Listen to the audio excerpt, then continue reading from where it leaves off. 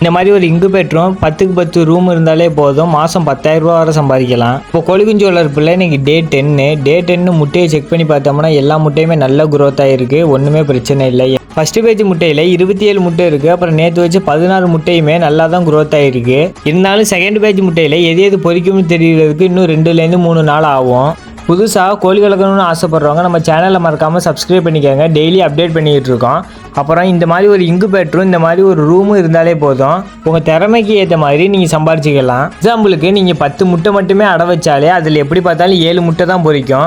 அது 7 முட்டை பொரிச்சாலும் அதில் வேக்சின் மார்டாலிட்டி எல்லாம் போகிறதுக்கு உங்களுக்கு பேலன்ஸ் 5 குஞ்சு தான் தேரும். அது நீங்கள் ஒரு மாதம் வளர்த்தீங்கன்னா 500 ரூபாய்க்கு விற்கலாம். அது 500 ரூபாய்க்கு விற்றாலுமே 10 முட்டையும் 150 ரூபாய்க்கு வாங்கியிருப்பீங்க. அது இல்லாமல் கரண்ட் பில்லு ஒரு 100 ரூபாய்க்கு ஓடி இருக்கும், பேலன்ஸ் ஒரு 250 ரூபா இருக்கும். அந்த 250 ரூபாயிலே உங்களுக்கு வேக்சினும் போயிடும், அதுக்காக கொடுக்குற ஃபீடு செலவுமே ஆயிரும்.